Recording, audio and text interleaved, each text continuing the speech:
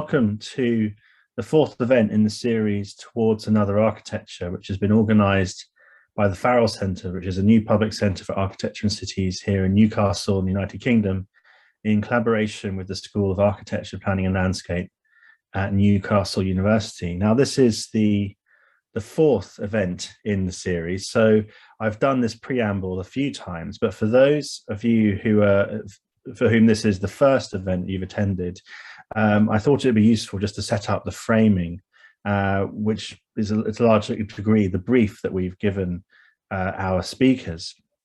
So the starting point is the realization, I suppose, that it's now 100 years since the first essays that would form Le Corbusier's Vers une Architecture were published in L'Esprit Nouveau.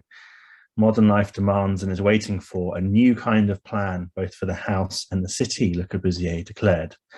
And today we live at another pivotal moment, it's fair to say, for architecture and for the wider world. And this series emerges from the contention that what we need to make sense of this moment is not a new architecture, as Le Corbusier was popularly mistranslated as advocating, but another one, an architecture that is not bound to a single vision or future, but is diverse, pluralist, and sustains multiple conversations about the active role that architects might play in the world. So the series invites a number of practitioners and thinkers and researchers working in a range of fields and geographies to reflect on this pivotal moment and articulate their vision for another architecture. The format is a 30-minute or so presentation, followed by 30 minutes Q&A. So please have your questions ready. Last week, we heard from the curator Gonzalo Herrera de Lizardo, who explored the architectural implications of the metaverse. This evening, I'm delighted to introduce Professor Ruth Morrow, who will be familiar to many of you, not least because she is Professor of Biological Architecture in the School of Architecture, Planning and Landscape here at Newcastle. She also acts as co-head of School X, a new interdisciplinary school being established at Newcastle University. Prior to joining us, Ruth was Professor of Architecture at Queen's University Belfast, and before that, she was at Ulster University, also in Belfast.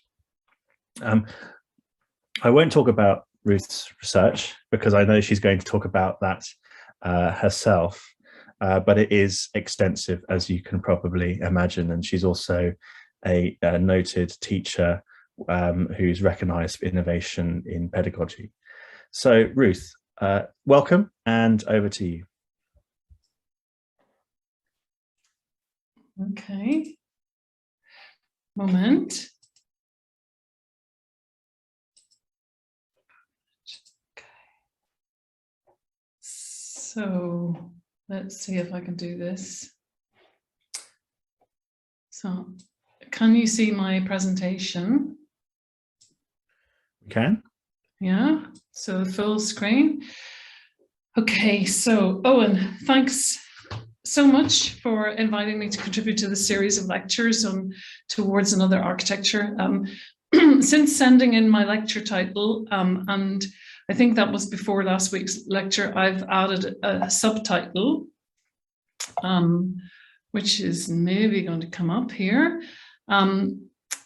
Creative material collaborations at other scales. It's somewhat in response to Gonzalo's lecture from last week. For those of you who weren't able to make it, his work sits chiefly within the digital realm, or at least he has a very strong interrelationship with it.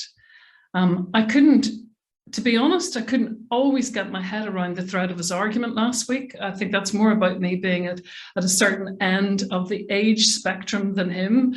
But I did definitely recognize that steady, almost kind of dual drumbeat of enthusiasm and doggedness evidenced by the very impressive range of his output. And his work has stayed in my head throughout this week.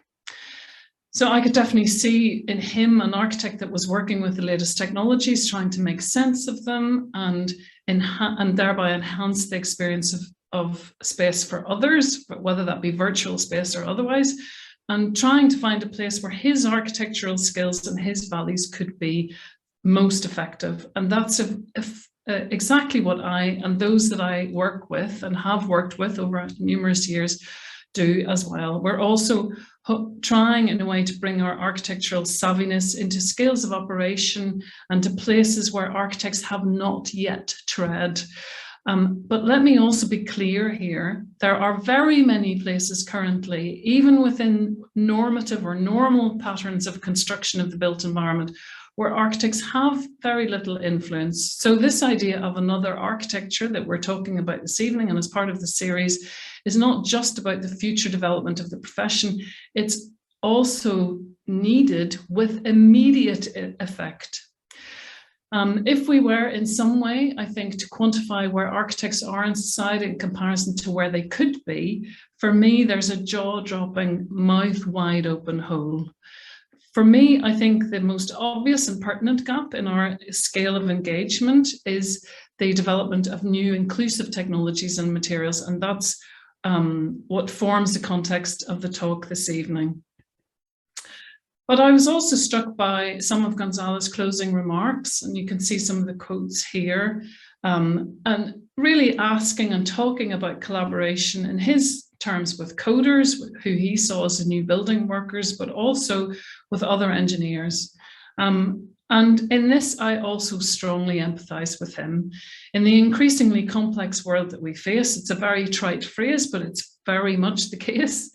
Any contribution we make can only be through collaboration. So in this talk, I'm going to quickly pass through 4 highly collaborative projects that I've been involved in, none of them at the scale of the building.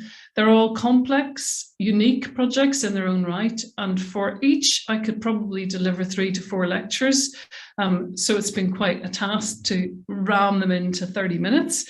But I'll focus instead really on what I call the unpredicted or the unforeseen collaborations and insights that have emerged through that collaborative process. I'm hoping that at the end of this lecture that I will have convinced you to dispense in a way with trying to define architecture or indeed another architecture, and simply to focus on the practice of the architect in collaboration. And whilst the argument that the architect can operate at scales beyond the building is, I think, well rehearsed, at least I, and in fact quite a few in the audience, have been parading that idea for quite some time now. The point I'm making here is that as we move beyond the building scale, very different and revelationary forms of collaboration emerge. So this is the first project. It became known as Tactility Factory. It started off as girly concrete, and gradually we had to mature and grow up and all of those things. So it became Tactility Factory. It was driven by myself and Trish Belford. Trish is a textile designer of some note, who had many years experience in industry. She had her own factory indeed. And we came together with a very singular shared desire to make hard things soft.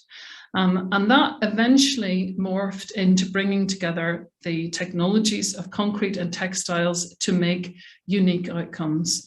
There were a number of stages in this 10 years plus material development project, which included conceptual design, technical innovation, theoretical grounding, which was important for me, and commercialization. The project was driven, like Gonzalo's work, by dogged persistence, like in fact the work of most creative practitioners, upheld, I suppose, by strong, confident articulation of what both of us understood as the act of making mad ideas sane. So this is a phrase that really resonated and worked with us all the way through. So although it began with the 2 of us, we very quickly required technical and creative input from a range of experts across textile technologies, glue specialists, and concrete researchers and precasters who understood manufacturing processes and mold and all of those things. As the project was scaled up and commercialized, we all also ended up collaborating with another layer of expertise, and that was investors, marketing experts, agents, and patent attorneys Indeed, the patent attorney very much helped us to bring focus to and articulate the technology, and indeed own the technology. And I don't just mean that in the legal sense, but also emotionally. An odd thing to say, isn't it? But this is particularly challenging, I think, since neither Trish nor I come from cultures that necessarily understand intellectual property, or IP, as people call it, let alone its role in the commercial world. And indeed, as a textile designer, Trish had never thought of her processes of manufacturing and transforming textiles as technological. Indeed, she would never use the word technology, despite the fact that she used fairly, what I would call hardcore combinations of chemical and mechanical processes. The term technology is, of course, historically gendered and rarely assigned to the societal processes that women are traditionally involved in. So odd as it might seem, that collaboration with a rather kind and extremely patient patent attorney became a very significant turning point for this work. But perhaps the most interesting collaboration in this project was really between the concrete and the textiles.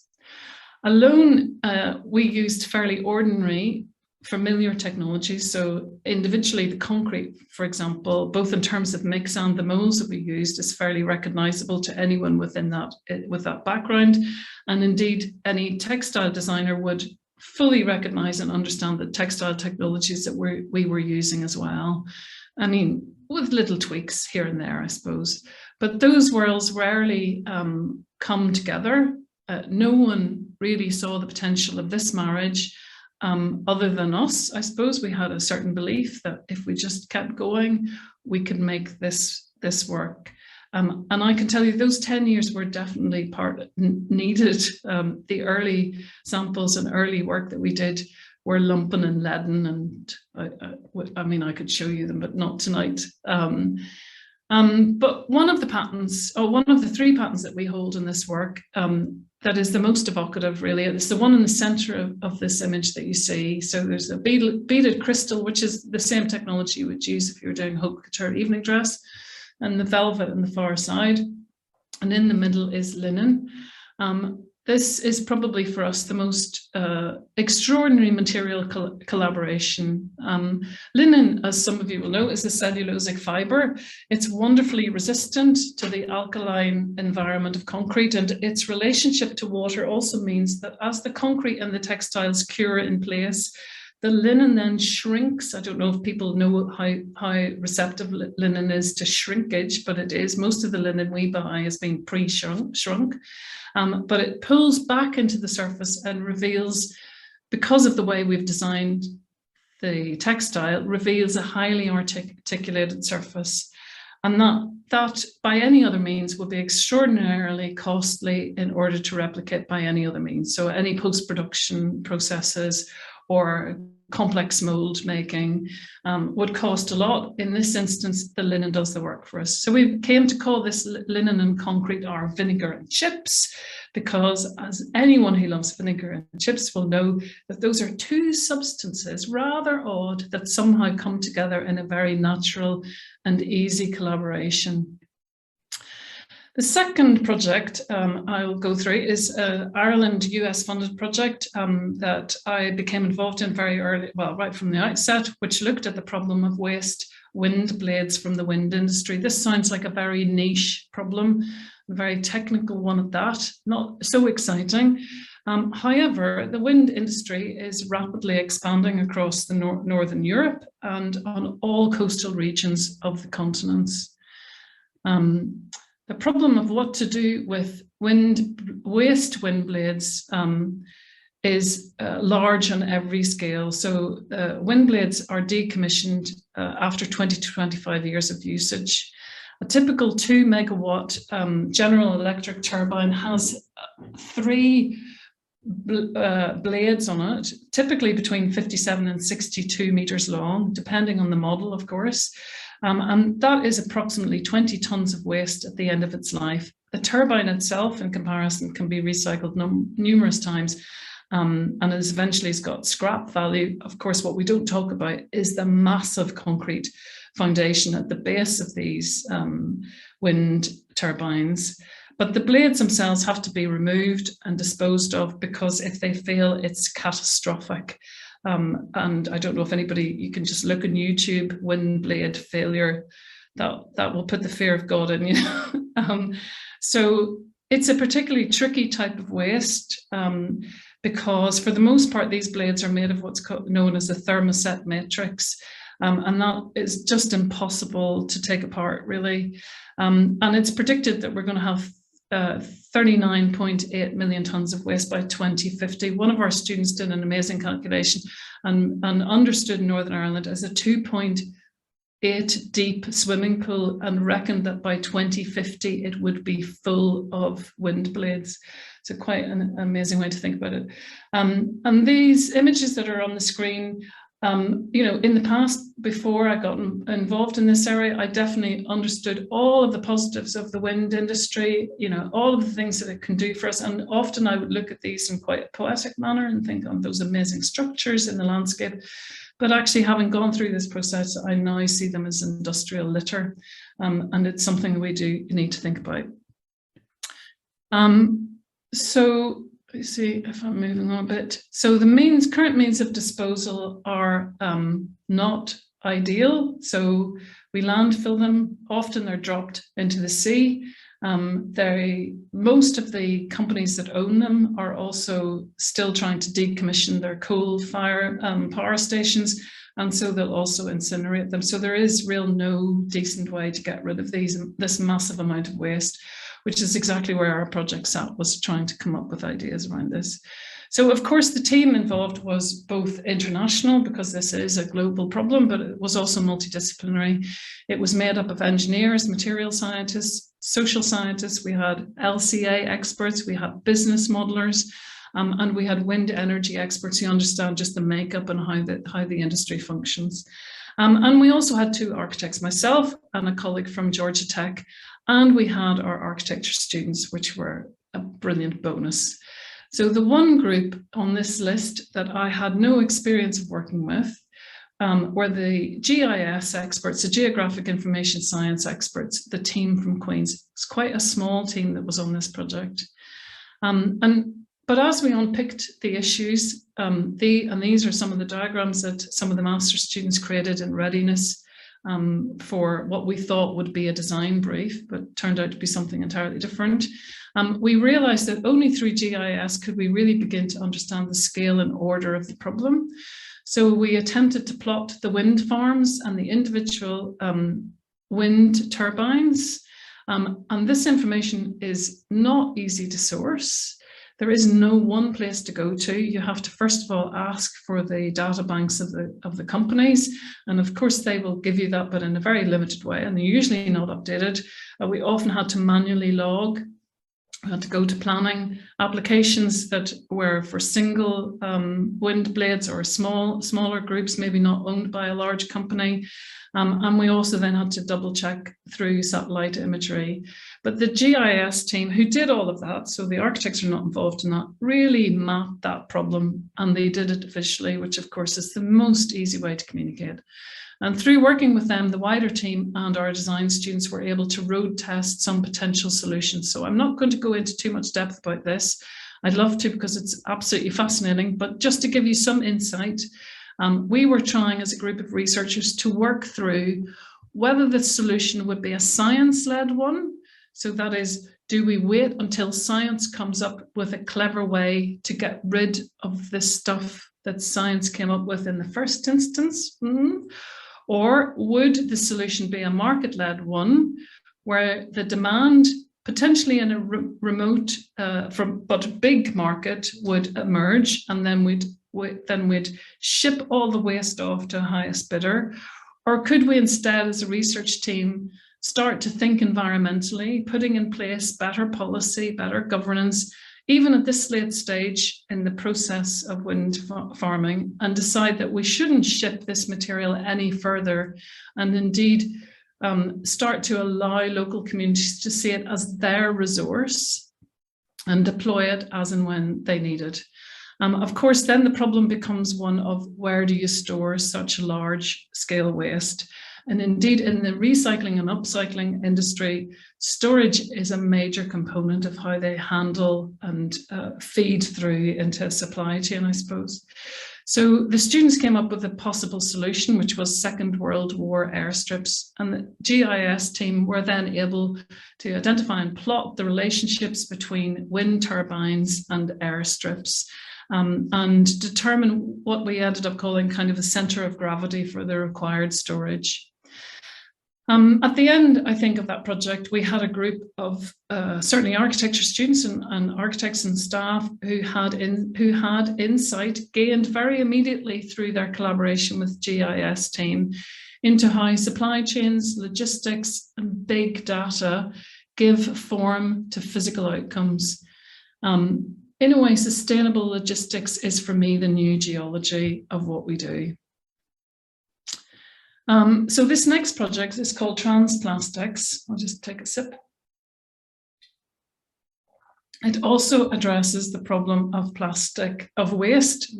In this instance, it's plastic waste. This was an EPSRC funded project, and I led on a work package. And our aim was to design and prototype a building block around circular principles. Essentially, what we wanted to do was to bring design thinking and user experience into very early stage development of materials through a process of critical feedback and evaluation. This was done in acknowledgement of the fact that the alignment of user values to technological advancement is critical in underwriting the adoption, the longevity of emerging technology. So that's a complex way of saying you need users to understand products in order that they keep them for longer.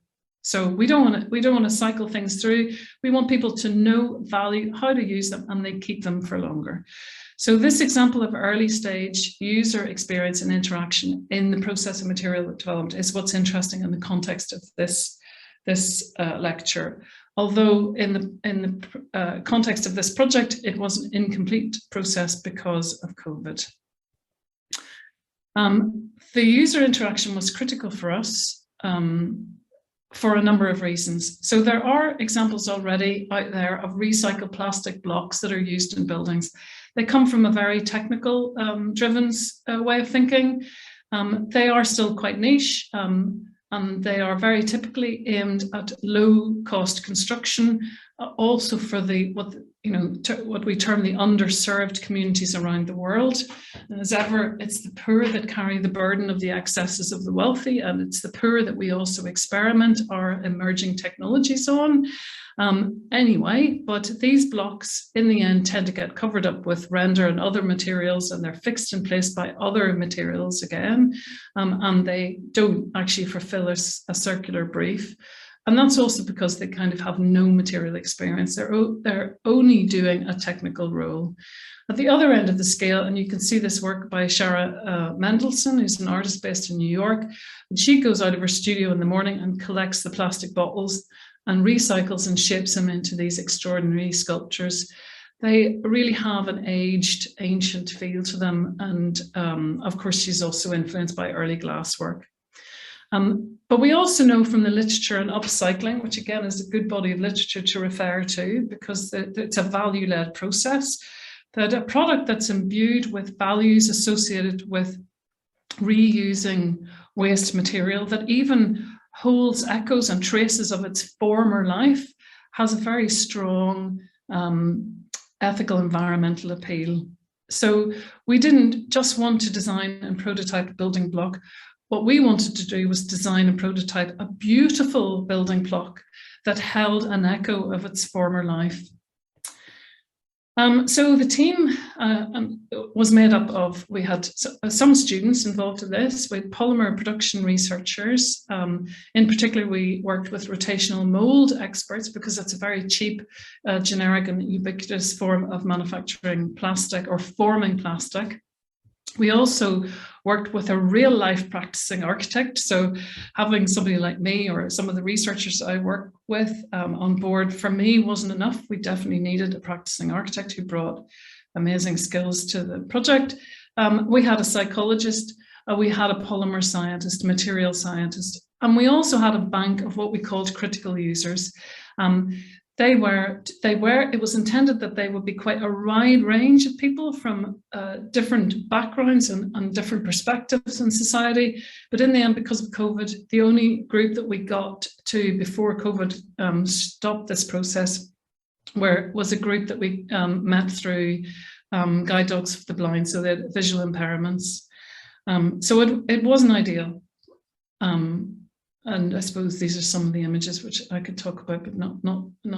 But so alongside working in parallel with the designers and the production experts in order to understand the form of the block and how the means of manufacturing would impact on the nature of the block, as I've already said, we had a polymer material scientist who focused on establishing the mechanical properties of the recycled plastics that we were intending to use and their capability to be molded into the blocks. But she was actually a trained architect who had gone back to retrain in chemistry and ended up doing a PhD in polymer science. And she was very interested in the blending of polymers with other waste streams such as hemp fibers and sugarcane, red mud, also recycled crushed concrete. You'll get a glimpse of that later on. And also you can see the two discs in the middle. These are what's known as jazz PET, which is a kind of familiar waste plastic. But what was fantastic is that it melts at a different temperature than the kind of substantial plastic that surrounds it. So it kind of has a different appearance. From the outset, we planned to bring early material samples and scale models into a workshop with people, as I've already explained. And in this instance, it was only with the people with visual impairment. But even despite that, those limited conversations that we had provided really useful perspectives that impacted on the evolution of the polymer mixes. The user groups had very positive reactions to the most textured plastic samples. You can probably see a little bit of that in this slide. But on closer inspection, I think the surface of the plastics, although they appeared to be visually smooth, had micro undulations on the surface. They were only picked up by the people we spoke to being able to touch in really sensitive fingers, obviously, and they were going, oh, that's really interesting surface. And of course, we had been spending our time looking at them visually, going, oh, I like that color and whatever. But that undulation was really important to them. And of course, normally within polymer manufacturing, that kind of those slight undulations or differences on the surface would be seen as a flaw. And that would just be abandoned. So a technologist involved in this would just go, no, that's not going to give us the technical performance that we require. The term claustrophobic, in fact, was used by one of the visually impaired participants, describing the surface of the samples as being so smooth that they offered little to no sensory response. And they talked a great deal about the lack of sensory stimulation in the built environment in general. And we really heard that. Without that interaction between people and with visual impairment and the project outcome, let me just set that going. I think the project outcome would have not been as successful as it was. I mean, this project is still raw and first steps and has far to go. But I think the outcomes are interesting. The collaboration meant that the project stepped beyond simply responding to the demands of manufacturing processes and the technical performance of materials to respond to criteria of human or humane performance.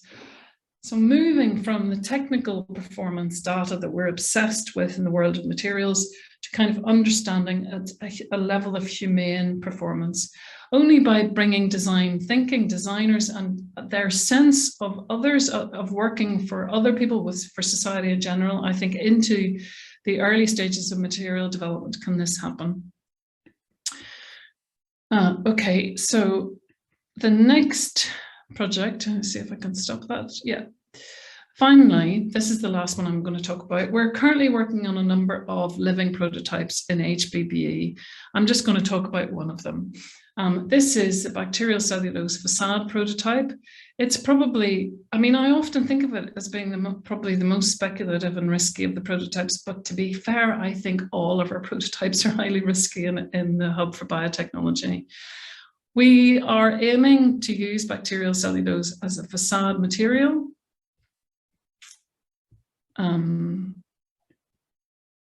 And you can see here the bacterial cellulose or microbial cellulose. So cellulose is the thing that is secreted during the lifespan of certain types of bacteria. Is their waste. I quite like that idea that we're harvesting the waste of microorganisms in order to do this, particularly in the context of windblade waste. So we would typically understand this from kombucha, where when you drink your glass of kombucha, it has that nice vinegary, tangy taste.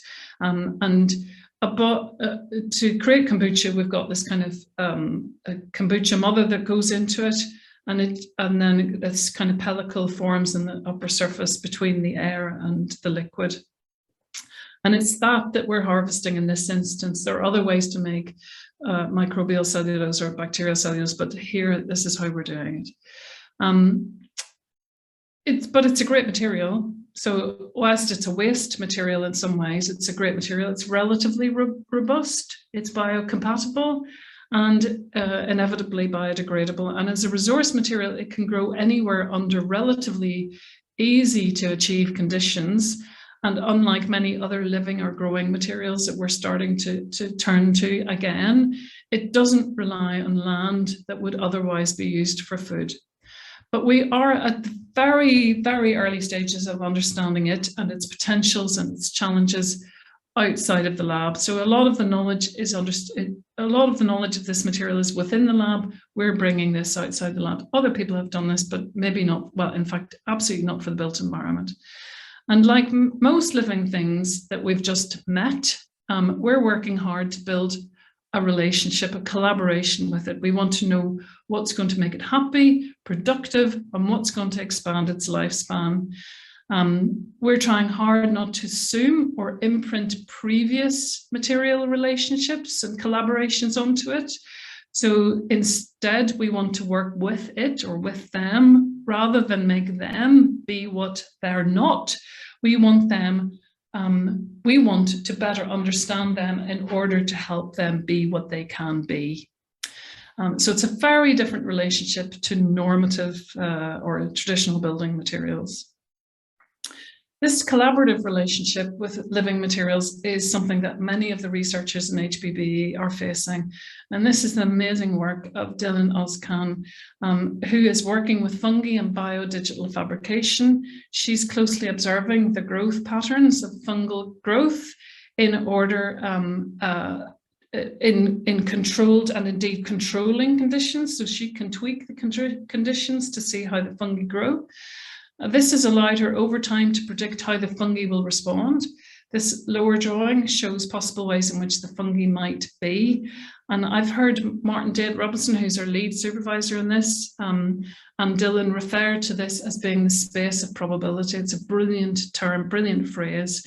And to some extent, it also echoes the term that engineers and architects use with standard everyday materials, where we talk about tolerance, we talk about building in tolerance into our designs, where we allow for certain or different materials, different behaviors to occur in different contexts. So for example, an easy one to think about is sometimes if you walk along a concrete path, you'll see that every so often there's kind of a break line that might be infilled and just gives it a bit, they're poured in certain sections.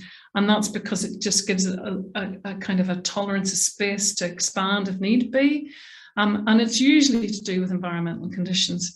But this language of tolerance and building in tolerance and allowing for material behaviors is, to me, somewhat slightly passive-aggressive way to collaborate with the material. So they can do stuff, but only within a certain tolerance. In HBBE, we recognise how little we understand of the potential of these materials. We're intent in collaborating and learning from them. And of course, we also fall into traps Hands Up Ruth did this one, of trying to conceive of their application in similar ways as normative materials. So in this instance, you can see this is bacterial cellulose that's hung outside. You can see it if you go to the outside of the ohm. And this is in some way making reference to wooden shingles that are in the side of a Swiss chalet. And this may or may not be the way that bacterial cellulose wants to be used, but this is where our starting point for the moment. But we also shouldn't forget that the collaboration or relationship that humans have had with, for example, wood has been ongoing for 10,000 years. So here, for example, is a wooden lined well that was found in Central Europe and that's been dated as the world's oldest wood architecture.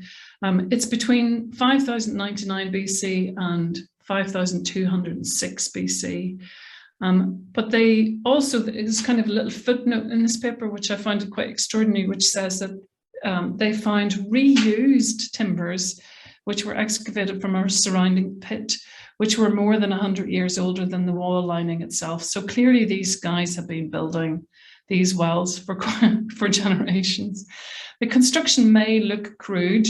I suppose that's the first reaction to it, but the 3D scans allow us to see that only with the tools that they were using at the time, they only had stone or bone, so there was no metal in this period of our history. They were still able to achieve very highly crafted elements that slot very, very well together. Indeed, the individual pieces are almost a piece of art in their own. And the timbers themselves were taken from very large 300-year-old trees, and they were cut to length using fire. This is highly skilled work using the technologies of the day. And so we should use the technologies of the day too. So how do we hope to build the equivalent of 10,000 years of collaboration with these new materials without working for 10,000 years? I think the biodesign community already has a march in this problem. It's a young community, and as I say, it uses the tools of the day, the tools to hand. So not just the lab, not just the kitchens they work in or the workshops, but also online fora and social media that connect these communities. So this one is a biofab forum. It's generated in collaboration between Elise Elsacker, who's one of our postdoc researchers in HBBE, who is also an architect by background. I should also say Dylan is an architect by background. And Elise put this together with her fellow founders. It's a DIY community that's engaged in experimentation. They have feedback loops, knowledge exchange around the manufacturing of a range of biological materials. They exist in the digital and they come together in the real world, the material world, to work and experiment with these living materials. So it's not only a demonstration of hive mind, but to some extent it's hive hand. It's potentially a kind of crowdsourcing of crafting expertise. This is something we're particularly interested in HBBE. Kaj and I are kind of working up some ideas around this, which we think is the next intelligent move that we can do, particularly around bacterial cellulose, where we ask the real and the digital realms to collaborate, bringing together citizen scientists and DIYers and crafters to interact with these new living materials, condensing in a way through mass collaboration 10,000 years of material experience. So I think I'm nearly done. In summary, so I've covered lots of different types of collaboration, but there's one overriding characteristic for me, which is collaboration, when it's most successful, takes you to places you cannot foresee, where other forms of collaboration emerge. So it isn't just between people, it's between materials, it's between us and non-humans. But what does that mean for the architect? So over the last few years, I've been really trying to understand this notion of how do we genuinely co-create with others.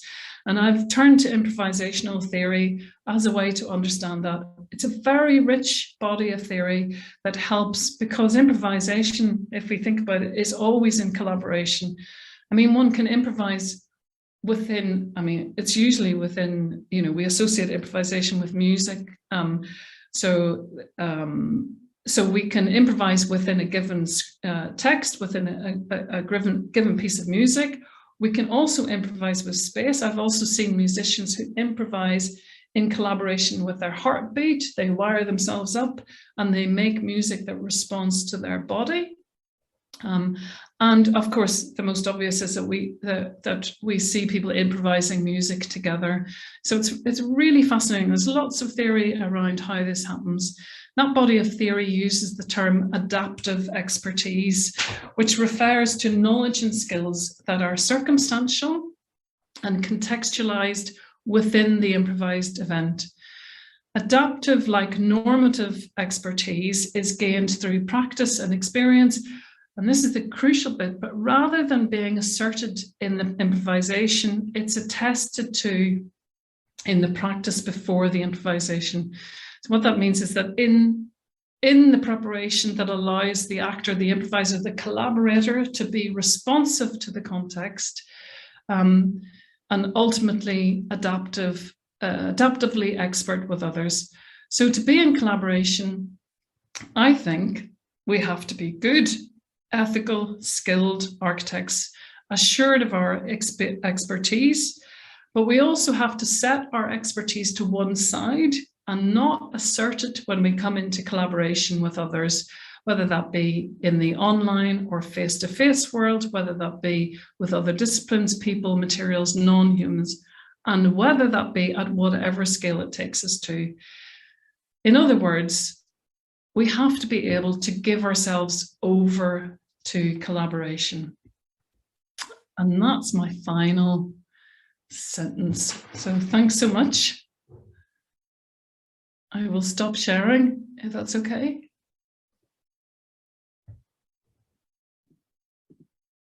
I can't hear anything. Thank you so much, Ruth. That was absolutely fascinating and amazing to condense so much into a comparatively short talk. So thank you.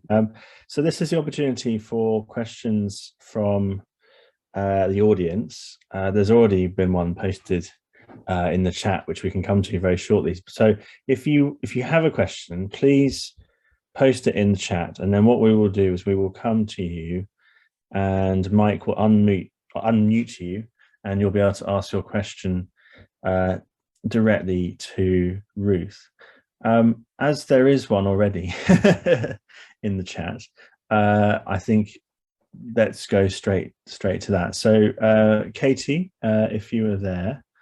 Hi, yeah, I just had a quick question.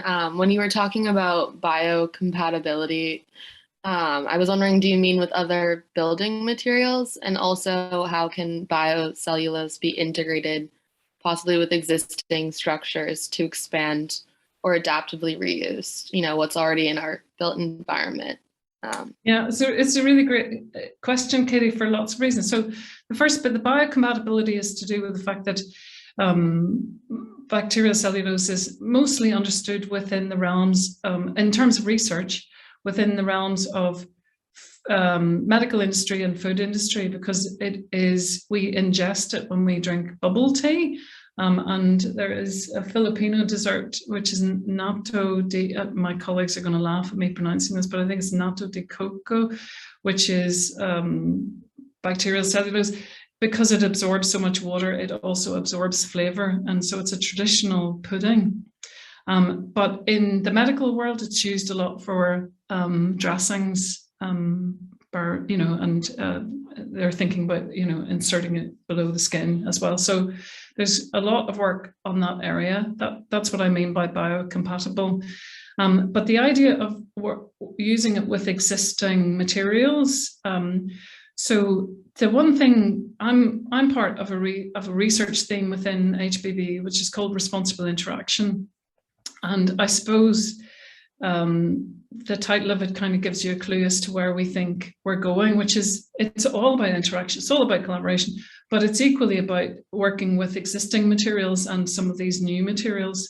Now, we haven't got that far, Katie, on that journey, but the hope would be that we could use these materials together with existing technologies. We do have one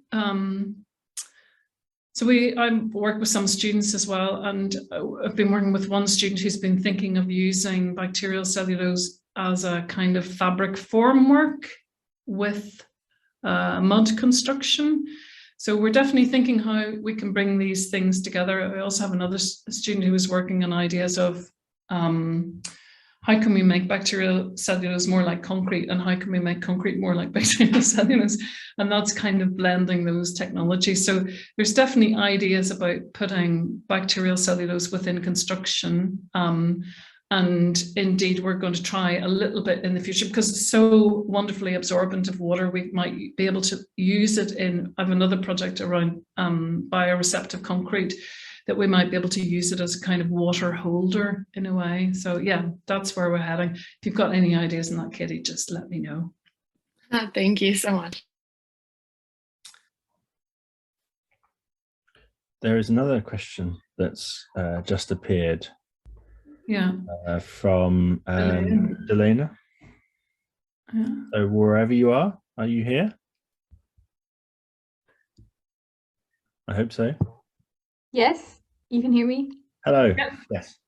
Wonderful. But I was just asking, do you think like increased opportunity for interdisciplinary education, like schools communicating and offering more availability for classes, would help like increase the like consideration and like cross-cultural solutions to like certain problems and issues?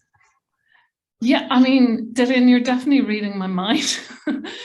So this, I think at the outset, Owen made reference to the fact that I've become a co-head for SchoolX, which is in Newcastle University. So I don't know if you're part of Newcastle University, but this university's been thinking for a while about how do we get more cross-disciplinary, interdisciplinary work going on, both in learning and also research. And one of their solutions, because it's not the only solution, there is never one solution, was to form SchoolX, which is what we're in the process of doing. And that is very much about making those connections across disciplines. And I mean, the answer is yes, and this is the direction of our travel. I'm still very respectful, as you can hear in that kind of final statement, of people being expert in their own area. You know, I don't want to change that. I still want people to be in that, because I think that bringing that expertise into these kind of open collaborations is an amazing thing to do. But there is also a need for people who can translate between the different disciplines and who can manage that process. I think to some extent I'd argue that architects are brilliantly good at doing that, because even if you think about how we go onto the building site or how we make buildings happen, we are quite good at managing across different cultures. You know, so we might be working with a brickie, but we might be speaking to a planning consultant and working with a client. So we do, at least we do have an ability to be able to speak across different languages. And we do that because we're also using what those GIS guys use, which is the visual, to do that. So I'm really in this zone. I think it's really important for us to explore it in universities, because of course, you know, universities are the way they are. They've kind of congealed around a certain format, but that doesn't have to say that's how we go forward. But yeah, I don't know if that answers your question, but I think my answer is yes. That does. Thank you very much.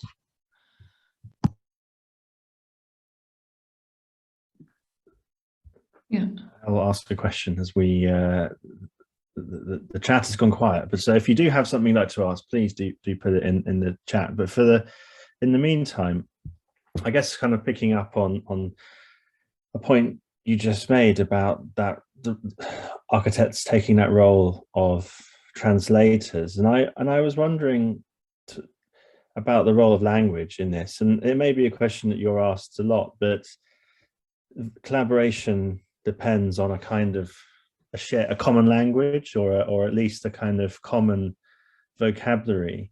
And I was wondering if you could perhaps talk about how if indeed that is the case, how that develops and what kind of approaches can be taken to kind of accelerate that process? Yeah. Again, both really good questions. So language is really central in collaboration, and it is, we're entering a collaborative project is like going to a foreign country. I mean, it really, I've had that experience. I, as a young woman, I went off to live in Germany, and I had no German, right? And so I had to gradually learn the language of the country. And so the first part of collaboration is always euphoric and, oh, how exciting this is. And, it's a real honeymoon period of just loving being in another culture. And then there's a bit where you start to lose your confidence in yourself and your own ability to communicate. And there's definitely a bit where you go, these people know so much, and I know nothing. And there is this bit where you kind of lose, and you want to go home. You just want to go home. But if you stick at it, you then find that you can understand them, and they can start to understand you. And then what happens is you do create a third language, a kind of interstitial language that occurs. And it was my experience, particularly within Tactility Factory, it was a lot to do that we're also quite playful, and we allowed it to happen and encouraged it to happen and came up with different phrases. Language was so central to it, and by the end of it, we had people using the language that we were, we'd have different names for different things, and we had people using that language, stringing it in a sentence that had never been said before in the history of humanity. And I think those are indications when collaboration is at its richest, that all parties have begun to buy into this new way of acting and thinking. How you speed it up, how do you get people to that part? That's definitely something I think we need to do an awful lot more thinking around. And certainly School X, I believe, has got to do a serious piece of research in this, because we can't, it's a bit like the wait for 10,000 years to understand wood. We can't just wait until collaborations naturally occur. And in part, I would say most of the collaborations occur because people like the smell of one another. They kind of get one another in part, or there's something else. Maybe they have they go to the pub, they have some sort of social interaction that binds them at a different level. But we also want people to come together who've never collaborated before and culturally don't even fit together. That's really where diversity starts to reap benefits. But that's about managing it. It's about understanding exactly what's happening here in this relationship. What are the phases of that relationship development? And can we do something to support that? I don't expect every researcher to understand the psychology of collaboration, but I'd like to see them being supported through that process. I think that's pretty critical. And more than anything, we need to understand it better. And I think we're being amateur in our views towards collaboration at the moment.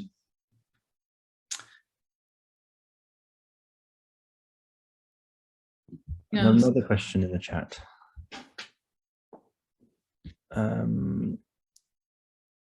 Ruth, do you want to answer it directly from the... Yeah, with cross-cultural linguistic communication, do you think large-scale comparisons of countries influence building materials and methods? I don't quite understand that question. Sorry, it's me again. You'll jump in and... I was just asking, because earlier you mentioned how when you were looking at the plastic building blocks that were solely for like material usage, not like any aesthetic things or interactions with sensory input, but you mentioned how we were always sending them to what the UK would deem like an underprivileged country, or like one of those areas, instead of trying to integrate any of that technology and recycling plastics into like our infrastructure. So like, do you think global interpretation and like impression of countries influences like how we're treating building aid in areas or like developing in our cities?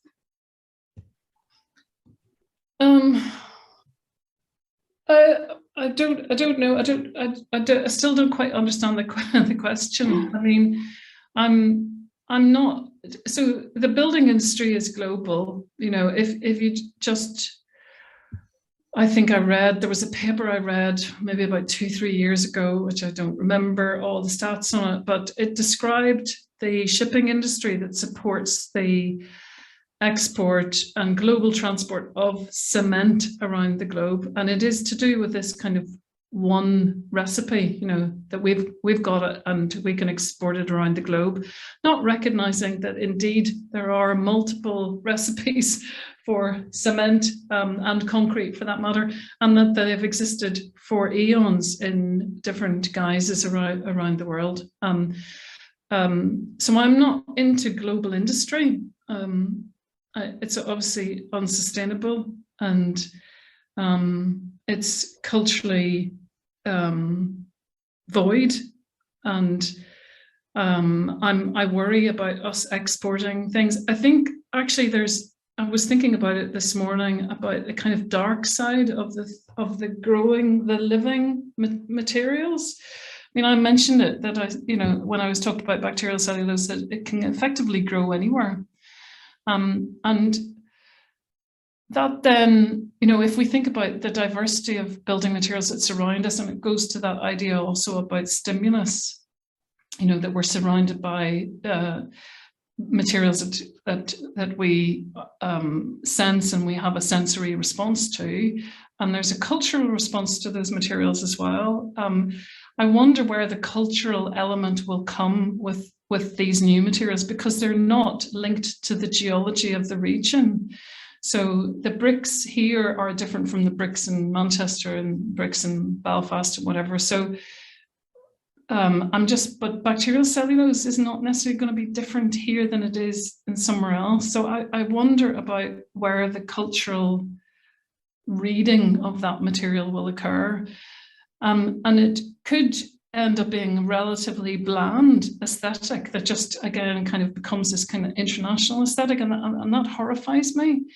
And then I think that's the doomsday scenario, Ruth. So maybe it then goes back to what I was kind of hinting at, which is that we can build communities that understand this material, and maybe they bring their craft, and maybe we see things like decoration and pattern making and texture that become embedded culturally back into these, or not back, but into these materials. So I'm puzzling that through at the moment. I haven't come to any outcome, but it's something I think maybe some of my colleagues in HBBE can talk to me about as well, how they feel about that. You know, what is the difference between bacterial cellulose in Belgium than it is in Belfast? Yeah. I don't know if that answers it. Does that make any sense? Yeah, that may. I mean, it's good to keep asking questions. That's I like that aspect of you, Dillian.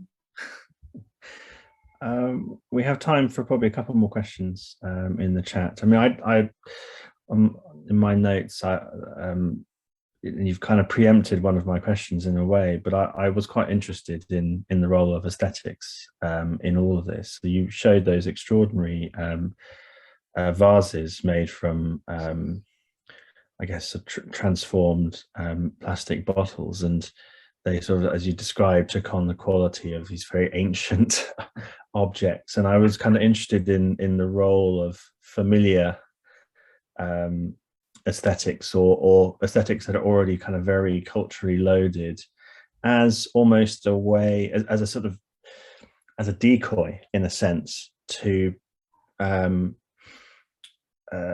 pushing forward materials that are seemingly very alien to what we think of as traditional building materials. And I was interested, you know, I kind of, in my preamble, spoke about Le Corbusier and modernism as the kind of the starting point for that, and where there's obviously a very close relationship between a set of building technologies and an aesthetic that was developed to evoke the new, essentially. There's the appropriate aesthetic for concrete, for steel, for plate glass, for example.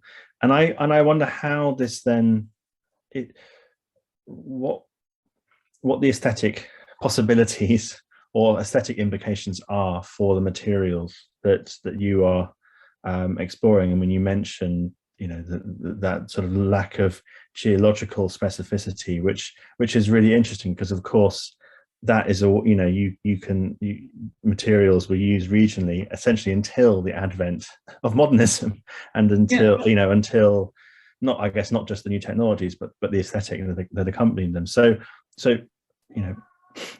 yeah. Lots of terrain, but where does aesthetics fit into this, I think, is what I'm trying to ask. Everywhere. Aesthetics fits everywhere, and oddly within architecture we don't really talk about it, and of course when we do, we think of it as an elite thing, that it's just something that we as architects can talk about. But of course aesthetics is part of our value chain. It sits beside ethics and politics. It just so happens that it's a more implicit aspect of that value chain, and we don't, we would be a better society, we would be more aware of one another if we exposed our aesthetic choices and decisions, all the aesthetic nuances that lie behind our decision making, if we expose that to one another more clearly. So aesthetics is fundamental to everything that we do. It is an elite thing, and it's something we need to talk about an awful lot more if we want to look and have a fair or more open, transparent, and fairer society, I suppose. But when it comes to these materials, I think that is my thing. Who draws the aesthetic out from this? So it's not embedded in the nature of the material. It's not going to be or there's not going to be aesthetic divergence in the nature of the material. There could be, because of course we can go and engineer all of these things, and maybe that's where the aesthetic is. It's at the genetic crafting of these materials that it could emerge, and I'm sure I've got lots of colleagues in HPB who can talk about that, and that might be a recipe that's very unique to a region, because the IP sits within that region or sits within that manufacturer or whatever. Or it could be at the other end of the scale, which is where we start to think of social aesthetics, where we, as I say, co-produce them, where we understand those materials and together we make them. And I suppose my politics, my ethics, and to some extent my aesthetics draws me to that position. So I'm interested in co-producing. That's why I talk about collaboration tonight, not about me, So, and I'd like to think that those aesthetics are drawn out through a collaboration. But yeah, I don't have an answer that's neatly parceled to that one. I'm sure lots of people on here do, though. Well, unless there is anything further forthcoming from the chat, I think we will draw things to a close. So, Ruth, thank you so much for that incredible talk and talking through some amazing work, and you mentioned this could form multiple lectures, and I hope that we get to hear some of them in the near future. The series picks up again next Thursday. We're at one event a week at the moment, and we will be joined by the Budapest-based design studio Paradigma Ariadne, which among many projects has recently curated the Hungarian pavilion at last year's Venice Architecture Biennale on the theme of othernity. So please join us then, and for future talks in the series. But for now, Ruth, thank you ever so much.